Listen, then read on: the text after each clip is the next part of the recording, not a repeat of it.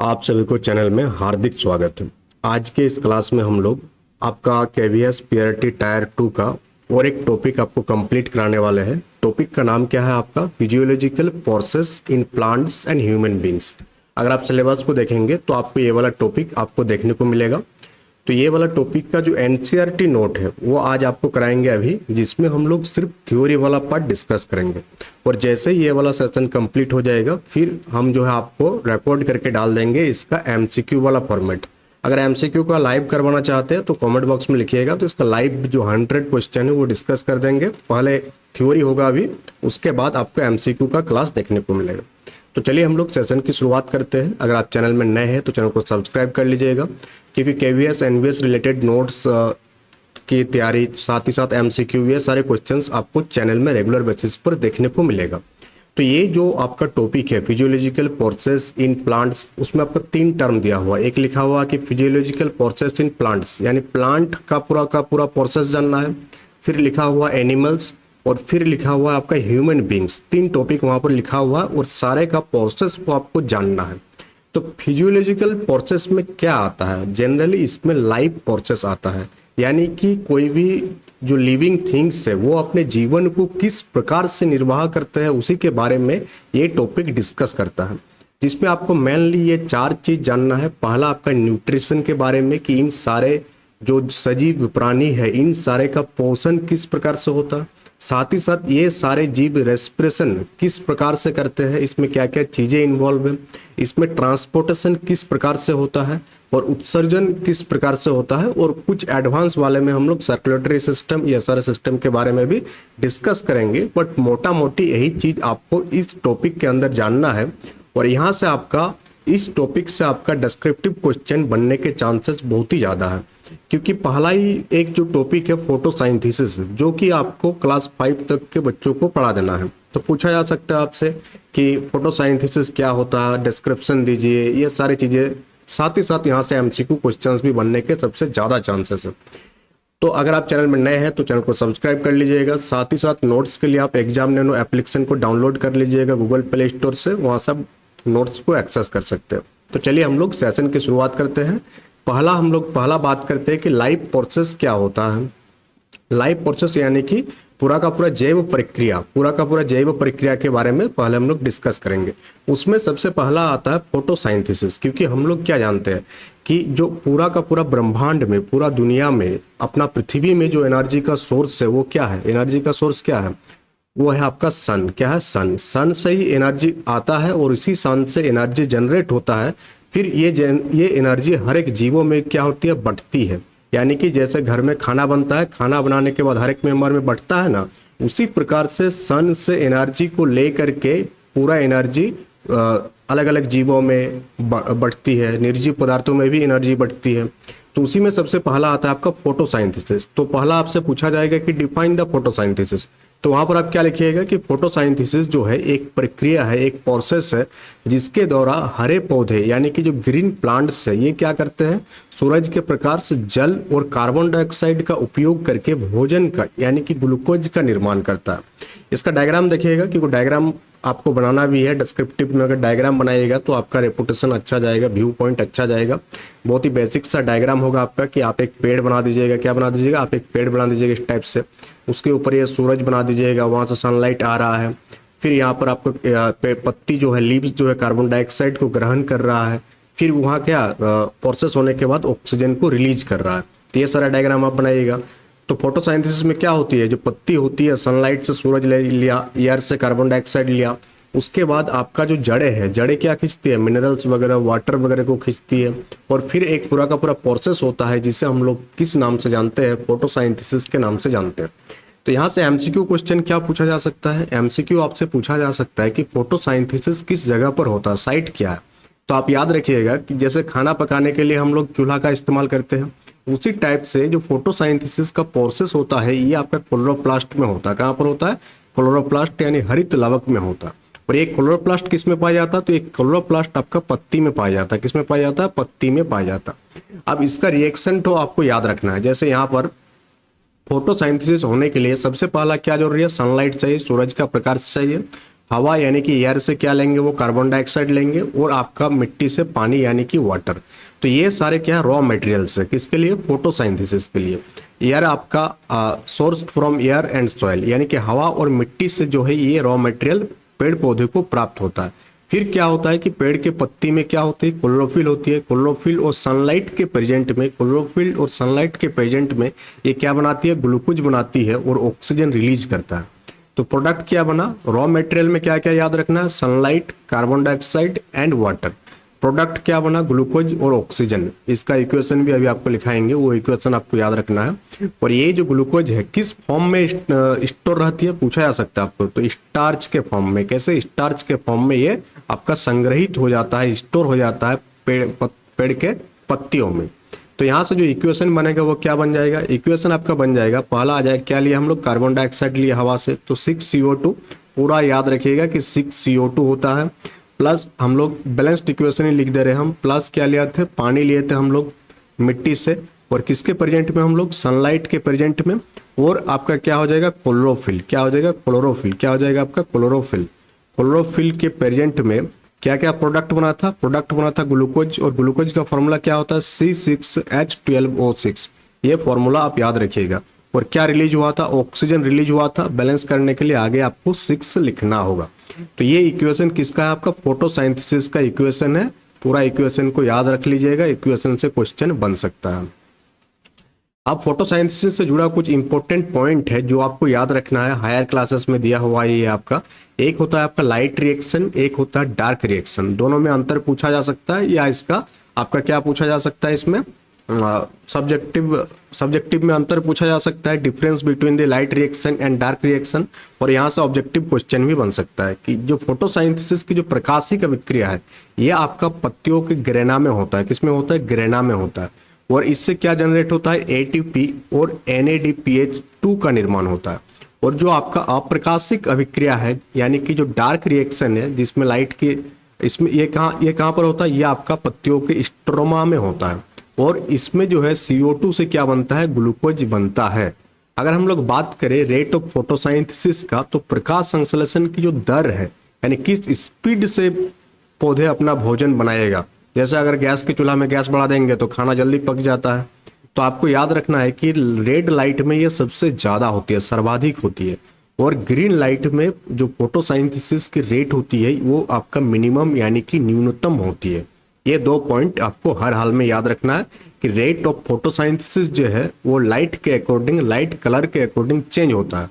Red light में highest होगा और ग्रीन लाइट में क्या होगा, ये लोवेस्ट होगा। ठीक, फोटोसिंथेसिस आपको पूरा का पूरा यहाँ पर समझ में आ गया। फोटोसिंथेसिस वाला काम आपका खत्म हो गया। अब हम लोग बात करते हैं ट्रांसपिरेशन के बारे में, जो आपका प्लांट में होती है। पहले हम लोग प्लांट वाला डिस्कस करेंगे, फिर एनिमल्स की ओर मूव करेंगे हम लोग।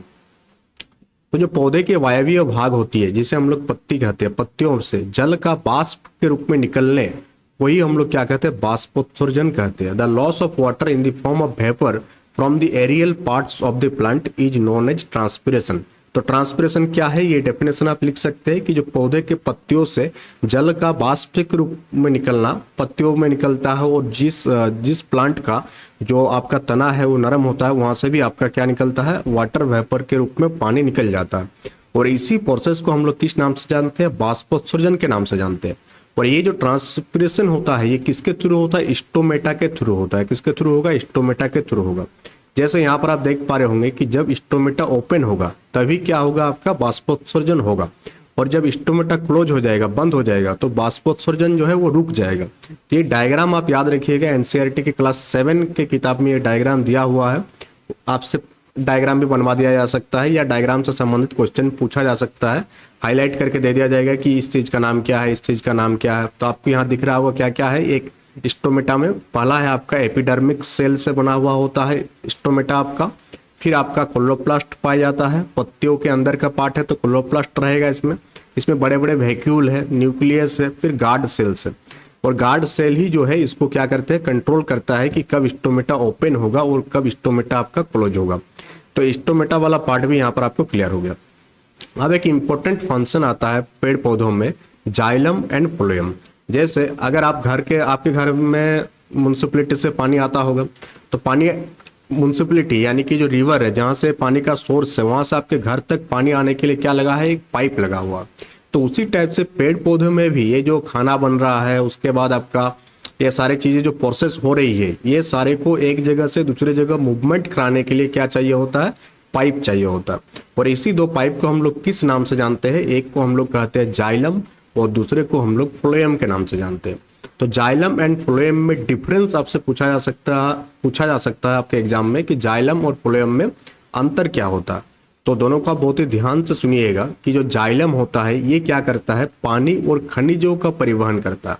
तो ये आपको दिख रहा है इधर वाला पार्ट में, ये जाइलम है, ठीक है। और जाइलम क्या करता है, ये वाटर एंड मिनरल्स को ट्रांसपोर्ट करता है। किसको, वाटर एंड मिनरल्स को पेड़ पौधे के यानी पेड़ के अलग अलग पार्ट्स में ट्रांसपोर्ट करेगा। और इसका जो डायरेक्शन होगा वन डायरेक्शनल होगा, यानी कि आप अगर देखेंगे कि वाटर एंड मिनरल्स कहाँ पर पाई जाती है, तो वाटर एंड मिनरल्स ये दोनों ही आपका मिट्टी में पाया जाता है। तो ये रूट से होते हुए पौधे के अलग अलग भागों में मूव करेगा, यानी कि एक ही डायरेक्शन में ये मूव करेगा।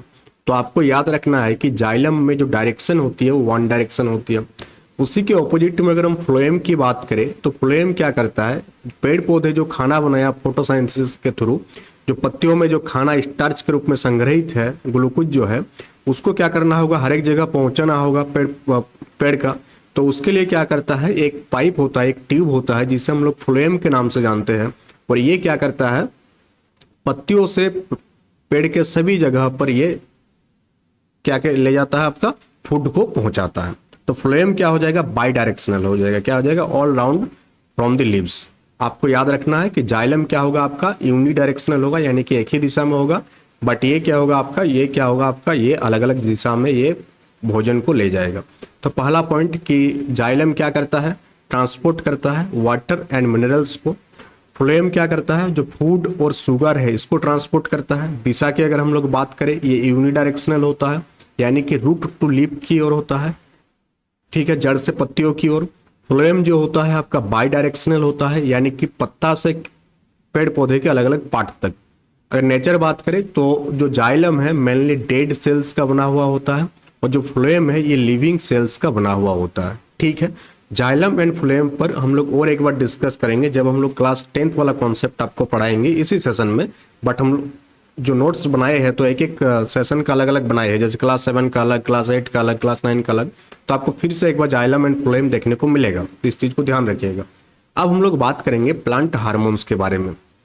तो प्लांट हार्मोन्स क्या होता है, तो ये जो होती है आपका केमिकल मैसेंजर्स होती है जो प्लांट के विकास यानी कि ग्रोथ एंड डेवलपमेंट को रेगुलेट करता है। जैसे इंसानों में क्या पाया जाता है, हार्मोन्स पाया जाता है, और हार्मोन्स ही पूरा का पूरा इमोशनल फंक्शन को, कॉग्निटिव फंक्शंस को कंट्रोल करता है।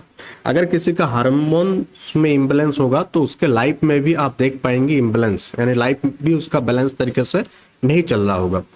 अब यहाँ पर अगर हम लोग बात करें कुछ प्लांट हार्मोन्स की, तो उसमें सबसे पहला आ जाएगा कौन सा हार्मोन, सबसे पहला हार्मोन आ जाएगा ऑक्सिन हार्मोन। कौन सा हार्मोन, ऑक्सिन।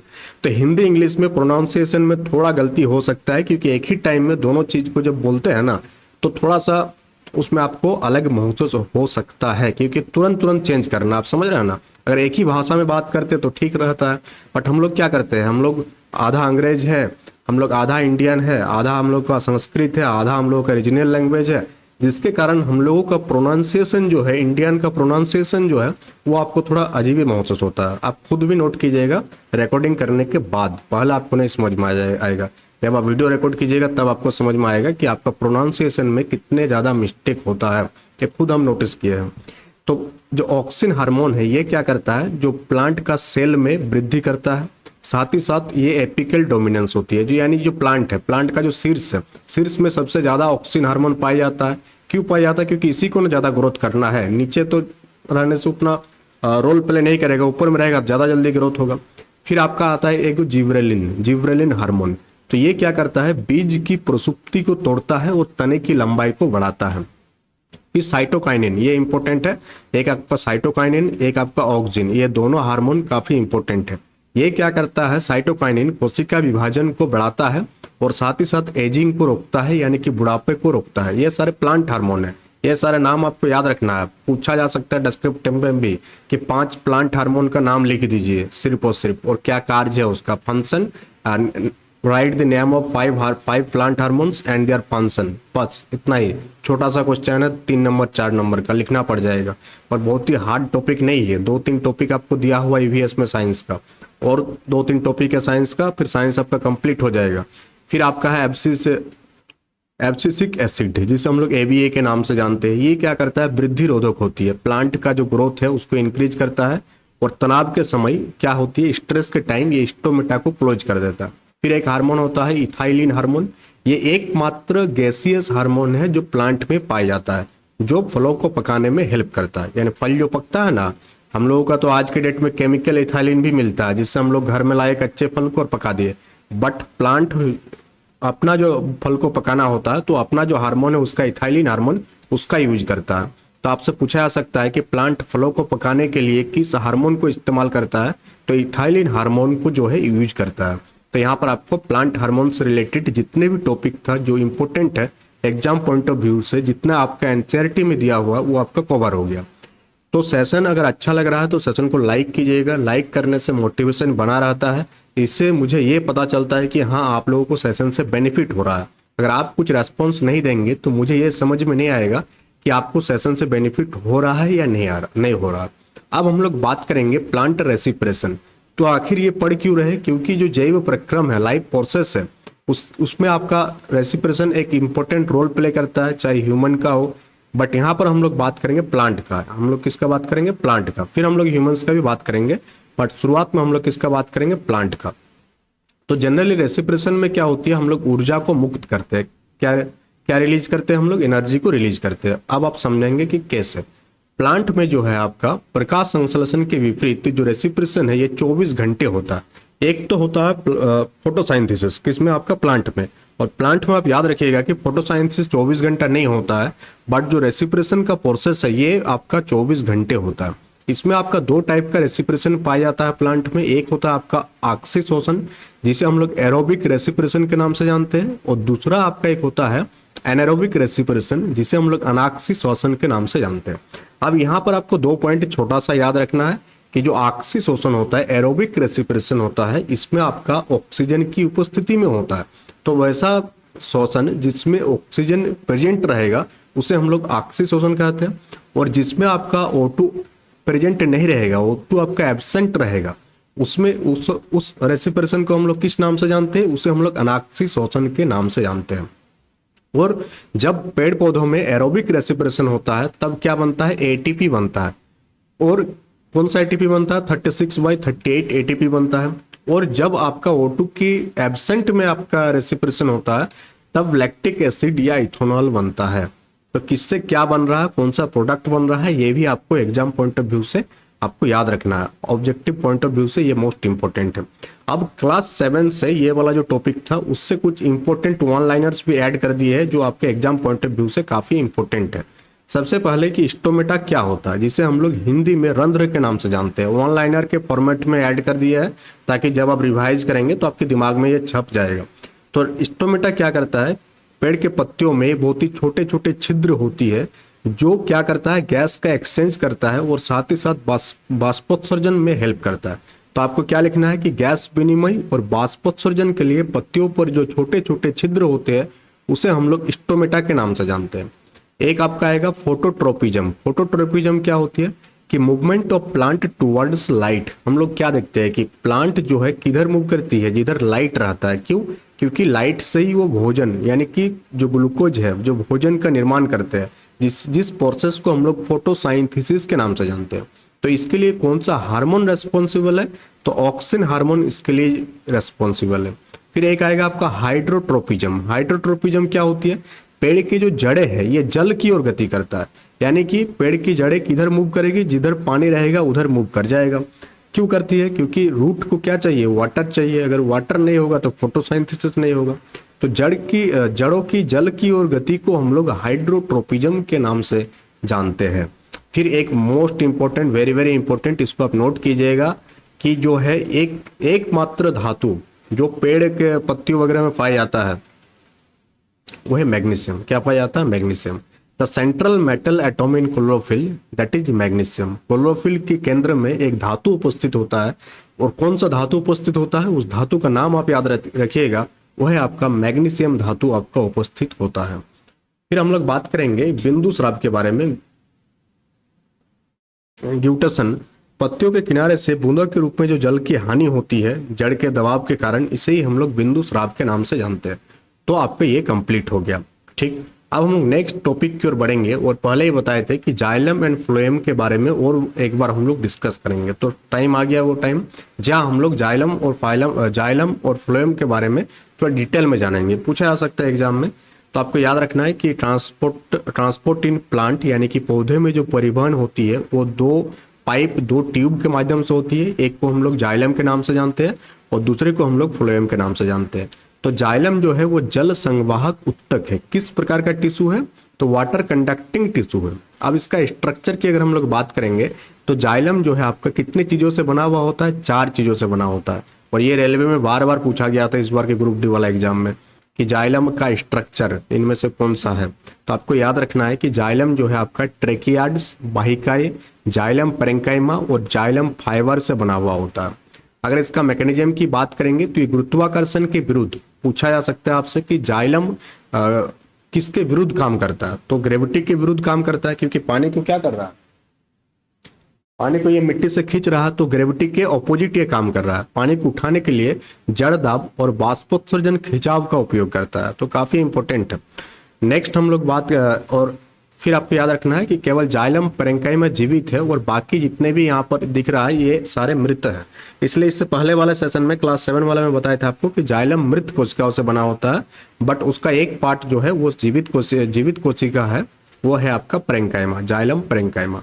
अब हम लोग बात करेंगे फ्लोएम के बारे में। तो फ्लोएम में आपको याद रखना है कि ये आपका फूड कंडक्टिंग टिश्यू है।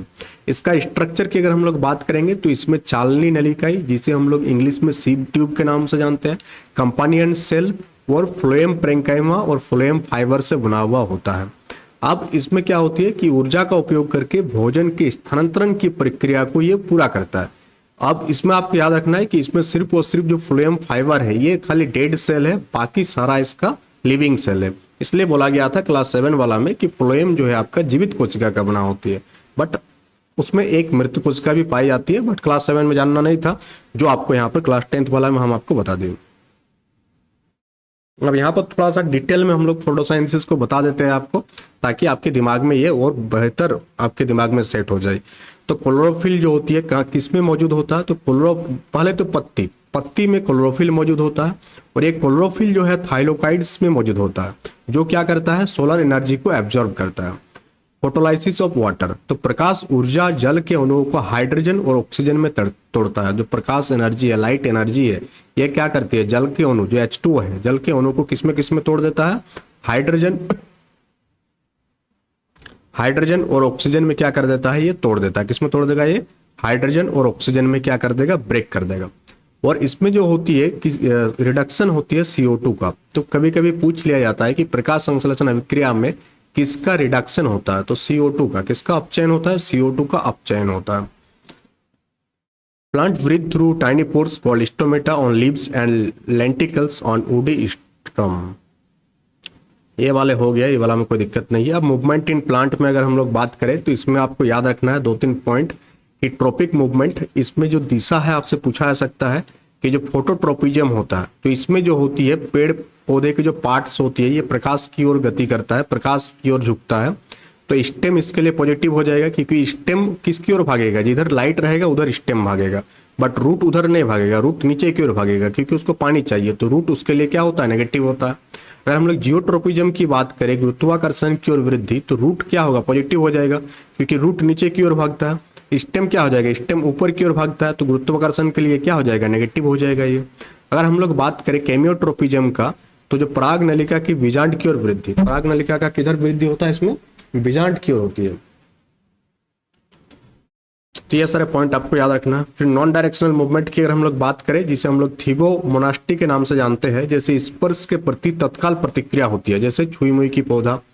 तो ये इतना पॉइंट काफी है जितना आपको याद रखना। अब यहाँ से कुछ फैक्ट आपको याद रखना है जो आपका MCQ के लिए इंपॉर्टेंट है, कि हम लोग एनर्जी करेंसी के रूप में किसे जानते हैं, तो ATP को हम लोग कोशिका की ऊर्जा मुद्रा के रूप में जानते हैं। पौधे में जो गैस विनिमय है मुख्य रूप से किस मीडियम से होती है, तो विसरण के माध्यम से होती है। तो डिफ्यूजन के माध्यम से प्लांट में गैस का एक्सचेंज होता है। हार्बीवोर्स और कार्निवोर्स के बारे में बात करें अगर हम लोग, तो शाकाहारियों में सेलुलोज बचाने के लिए छोटी आंत क्या होती है, लंबी होती है। जो काव वगैरह देखेंगे आप, तो काव वगैरह का जो छोटी आंत होती है, लॉन्गर स्मॉल इंटेस्टाइन होती है, उसको क्या होता है, वो लंबा होता है। क्यों होती है, क्योंकि उसको सेलुलोज को पचाना होता है, खास करके सेलुलोज को पचाना होता है जो आपको प्लांट से उसको मिलता है। डिजर्ट प्लांट की अगर हम लोग बात करें, तो मरुस्थलीय पौधे रात में क्या लेते हैं, CO2 लेते हैं और एक मध्यवर्ती उत्पाद बनाते हैं। जीवन प्रक्रियाएं क्या है, अगर आपसे डिस्क्रिप्टिव में पूछ लिया जाए कि व्हाट इज लाइफ प्रोसेसेस, जीवन प्रक्रियाओं का इंट्रोडक्शन दे आप, तो आपको याद रखना है कि जीवन प्रक्रियाएं जो है वे आवश्यक कार्य है जिन्हें जीवित रहने के लिए जीवों को करना पड़ता है। जैसे आपको क्या करना पड़ता है, आपको न्यूट्रिशन लेना पड़ता है, न्यूट्रिशन ग्रहण करना पड़ता है। अगर आप न्यूट्रिशन नहीं ग्रहण करेंगे तो जीवित रहेंगे नहीं रहेंगे। आपके बॉडी में जो सर्कुलेटरी सिस्टम है उसको काम करना पड़ता है, अगर वो काम नहीं करेगा तो जीवन खत्म हो जाएगा। सांस लेना पड़ेगा, आपको जो एक्सक्रिएशन यानी उत्सर्जन की क्रिया करनी होगी डेली, नहीं करेंगे तो आप बीमार पड़ जाएंगे और धीरे धीरे क्या हो जाएगा, सारा सिस्टम कोलैप्स कर जाएगा। तो जीवन प्रक्रिया में साफ साफ आपको एक सिंगल लाइन डेफिनेशन लिखना है कि जीवन प्रक्रियाएं वही आवश्यक कार्य है जिन्हें जीवित रहने के लिए जीवों को करना पड़ता है। इसके बिना जीवन संभव नहीं है सुचारू रूप से चलना। इसमें क्या क्या आता है, मेन इंपॉर्टेंट पार्ट न्यूट्रिशन है, रेसिप्रेशन है, सर्कुलेशन है, एक्सक्रिएशन है और रिप्रोडक्शन है, यानी कि पोषण, शोषण, परिसंचरण, उत्सर्जन और प्रजनन। इसका उद्देश्य क्या है, तो ये प्रक्रियाएं जानवरों को ऊर्जा प्राप्त करने, बढ़ने और उनके शरीर की मरम्मत करने में सक्षम बनाती है। तो ये 3 पॉइंट आप लिख सकते हैं। अगर आपसे पूछ लिया जाए कि व्हाट इज लाइफ प्रोसेसेस, तो पहला लाइफ प्रोसेस का डेफिनेशन आपको लिखना है, फिर आपको लिखना है कि इसके लिए कौन कौन सा प्रोसेस इसमें शामिल है, फिर इसका पर्पज क्या है। ठीक, अगर हम लोग बात करें मनुष्यों में पोषण और पाचन के बारे में, अब सेशन को हम लोग थोड़ा सा स्पीड भगाएंगे क्योंकि काफी लंबा सेशन हो जाएगा। मनुष्यों में पोषण और पाचन, तो क्या होती है कि पाचन जो है भोजन के जो जटिल घटक है जैसे कि कार्बोहाइड्रेट हो गया, प्रोटीन हो गया, वसा है, इसको सरल रूपों में तोड़ने की प्रक्रिया है जिसे शरीर क्या कर सकता है, अवशोषित कर सकता है। तो पाचन क्रिया में कौन कौन सा पार्ट शामिल होता है, तो आपको ये वाला एक डायग्राम यहाँ पर बहुत ही बढ़िया है जो हम ऐड कर दे रहे हैं। तो पाचन क्रिया में सबसे पहला जो चीज है वो है आपका माउथ। क्या है आपका माउथ, मैकेनिकल डाइजेशन। ये क्या करता है, भोजन को चबाता है और भोजन को छोटे छोटे टुकड़ों में बांटता है। तो पाचन क्रिया आपका कहाँ से शुरू होता है, मुंह यानी कि माउथ से स्टार्ट होता है। फिर ये जो खाना आपका वेब लाउ ये कहाँ पर जाता है, ओसियोफेगस में जाता है। मुंह के बाद जो गला में जो नली है, तरंग जैसे गति भोजन को नीचे धकेलती है, तो ओसियोफेगस में जाता है। ओसियोफेगस इसको कहाँ पर धकेल देता है, स्टोमक। कहाँ पर भेज देता है आपको, स्टोमक में भेज देता है, यानी कि आमाशय में भेज देता है। अब आमाशय में क्या निकलता है, एक जूस निकलता है और उससे क्या होती है, भोजन पचता है। फिर ये कहाँ पर चला जाता है, स्मॉल इंटेस्टाइन में जाता है, फिर ये लार्ज इंटेस्टाइन, और फिर क्या हो जाती है, इसको हम लोग उत्सर्जन क्रिया के बाद बाहर निकाल देते हैं, जो काम का चीज नहीं होता। तो आपको पहला ये याद रखना कि माउथ से ही आपका पाचन क्रिया शुरुआत हो जाता है, फिर आपका ओसियोफेगस में जाता है, फिर स्टोमक में गया, फिर स्मॉल इंटेस्टाइन में गया। स्मॉल इंटेस्टाइन में जो होती है फाइनल डाइजेशन होती है और जो भी पोषक तत्व है इसका एब्जॉर्प्शन होती है। और लार्ज इंटेस्टाइन, बड़ी आंत का काम क्या है, वाटर का एब्जॉर्प्शन करना। आपको यहाँ पर छोटे छोटे पॉइंट याद रखना है कि स्मॉल इंटेस्टाइन की जो सबसे लंबा हिस्सा है वो 6 मीटर होती है और पित्त और अग्नाशय रस को ये प्राप्त करता है। अगर हम लोग आमाशय के बारे में बात करें तो ये क्या करता है, डाइजेस्टिव जूस रिलीज करता है जो बैक्टीरिया वगैरह को मारता है, और अब जो आमाशय का जो बाहरी लाइन है उसको भी सुरक्षित कौन रखता है, म्यूकस उसको सुरक्षित रखता है।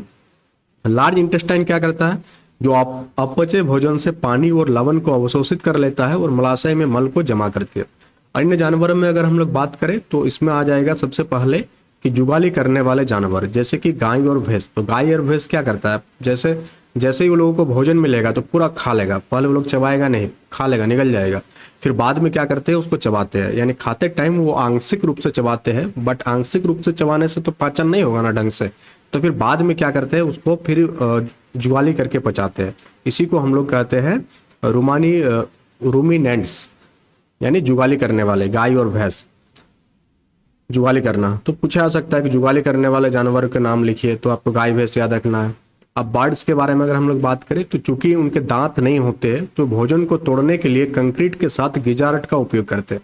तो आपसे पूछा जा सकता है कि कौन सा जीव जो है कौन सा जीव गिजारट का उपयोग करता है? तो आपको याद रखना है कि बार्ड्स जो है क्या करता है, गिजारट का उपयोग करता है। अगर हम लोग रेस्पिरेटरी सिस्टम की बात करें, श्वसन तंत्र की बात करें, तो श्वसन तंत्र में आपका क्या क्या आ जाएगा? ब्रीदिंग।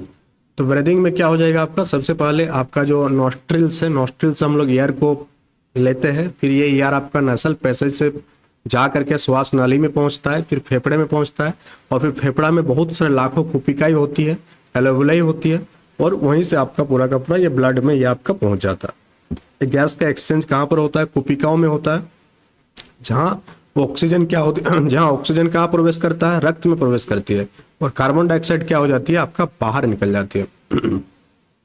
सांस लेने की अगर क्रियाविधि की बात करेंगे तो सबसे पहला होता है इनहेलेशन, फिर इस मूव ऑफ एंड आउटवर्ड। जो हम लोग का पसलिया है, जब आप सांस खींचते हैं तो ये ऊपर की ओर जाता है, और जो डायफ्राम है वो नीचे की ओर जाता है। इससे रिजल्ट क्या होता है कि चेस्ट का स्पेस बढ़ जाता है, जिससे हवा ज़्यादा घुसता है, एयर ज़्यादा एंट्री करता है इसमें।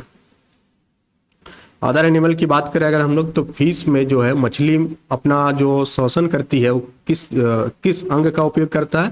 तो गलफड़ का उपयोग करता है, जो पानी में घुली गैसों का विनिमय करता है।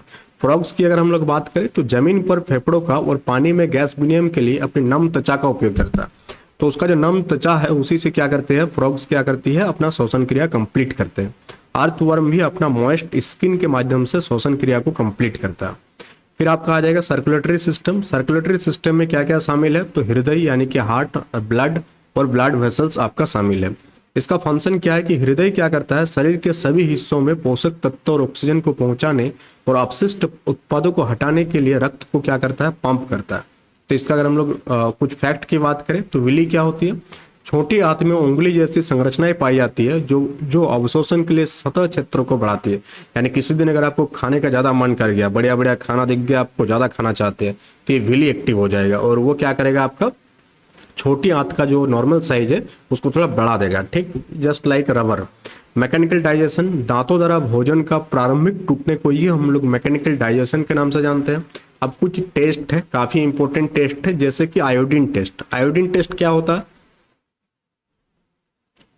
आयोडीन टेस्ट के बारे में अगर हम लोग बात करें तो आयोडीन टेस्ट के बारे में यहाँ आपको एक डायग्राम बढ़िया से हम डाले हैं, जिससे आपको बहुत ही बढ़िया से समझ में आएगा। Iodine test, iodine probing plant nutrition, ये आयोडीन टेस्ट नहीं है। ये वाला एलोवेला वाला डायग्राम है, उस टाइम आपको नहीं दिखा पाए थे। यहाँ देख लीजिए, ऑक्सीजन यहाँ पर एंट्री कर रहा है और कार्बन डाइऑक्साइड क्या हो रहा है? इससे बाहर निकल रहा है। What do you breathe out? Science and society.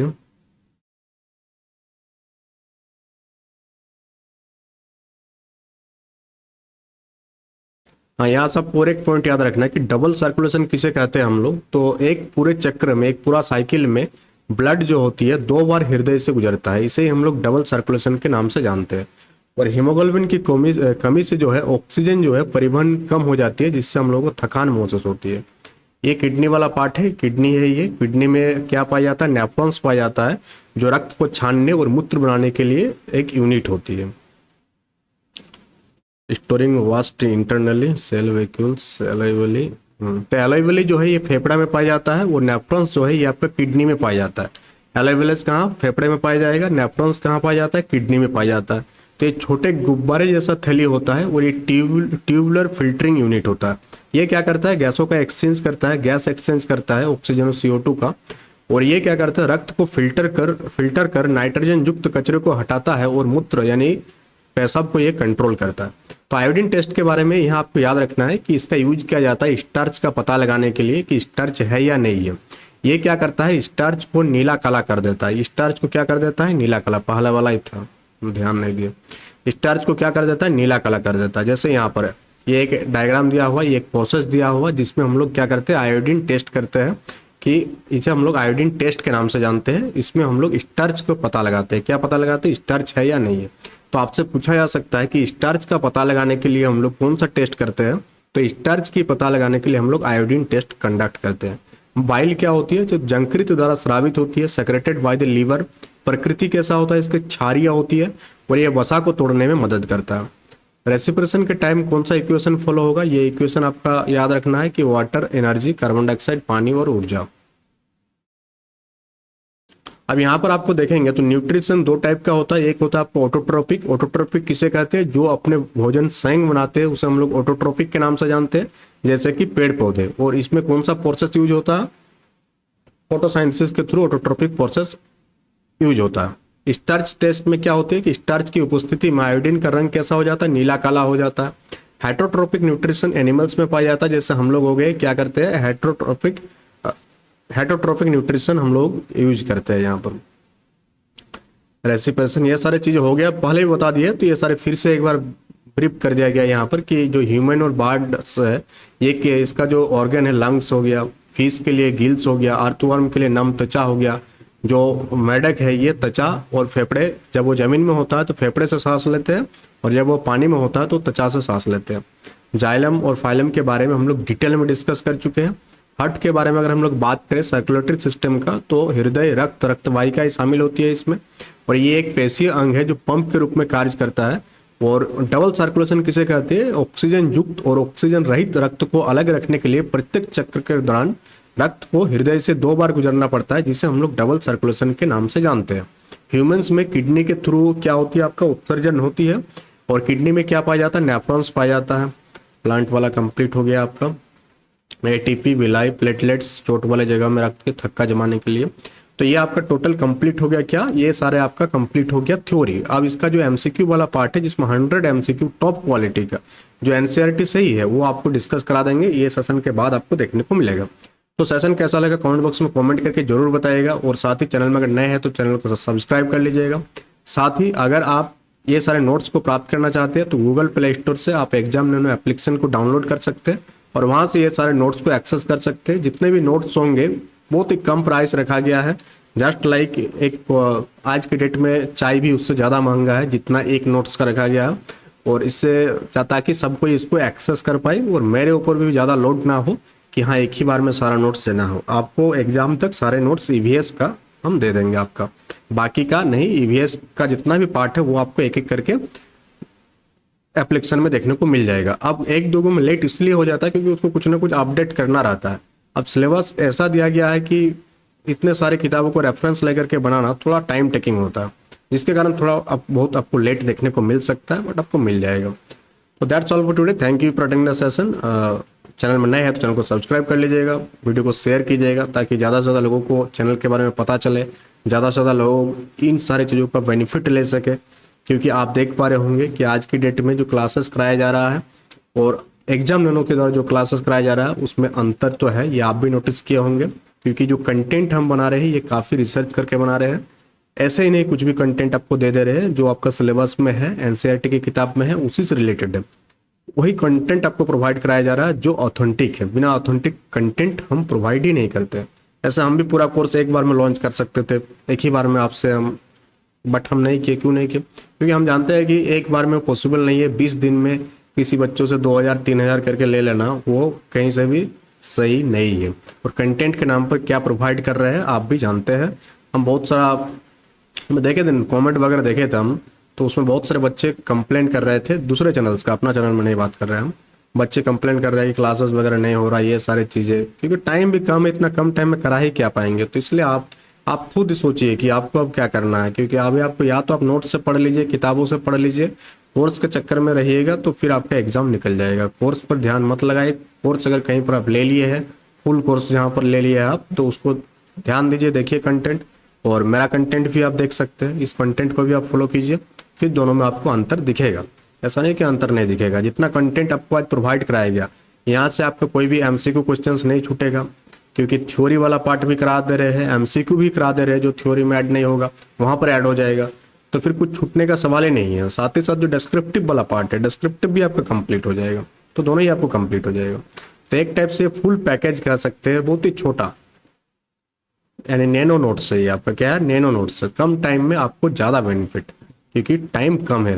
Cost benefit ratio अब आपको देखना होगा कि क्या पढ़ने से आपको ज़्यादा बेनिफिट होगा। अब आप उठाएंगे 7, 8, 9, 10 का एनसीईआरटी पढ़ेंगे, नोट्स बनाएंगे, तो काफ़ी लंबा टाइम खींच जाएगा इसमें आपका। तो चलिए हम लोग मिलते हैं नेक्स्ट सेशन में, जहां हम लोग एमसीक्यू क्वेश्चंस को डिस्कस करेंगे। सेशन को लाइक जरूर कीजिएगा, क्योंकि लाइक नहीं करने से मोटिवेशन डाउन हो जाता है, सबसे बड़ा चीज़। और इससे पता भी नहीं चलता है कि आपको इससे बेनिफिट हो रहा है कि नहीं हो रहा। ये भी तो पता चलना चाहिए कि जो भी सेशन हम प्रोवाइड कर रहे हैं, फीडबैक, बहुत कोई फीडबैक नहीं देते हैं, कमेंट वगैरह नहीं करते, कुछ सोचते होंगे, बट लाइक और डिसलाइक करके आप तो बता सकते हैं कि आपको सेशन अच्छा लग रहा है कि नहीं लग रहा है, क्योंकि इससे मुझे पता नहीं चलेगा, आपका भी जो आपको भी नहीं, कुछ नहीं लगेगा, मुझे भी पता भी नहीं चलेगा कौन लाइक किया कौन डिसलाइक किया। बट मेरा जो मेन गोल है ये पता करना है कि सेशन से आपको बेनिफिट हो रहा है कि नहीं हो रहा, ये अब मुझे पता चल जाएगा। तो that's all for today, thank you for attending the session.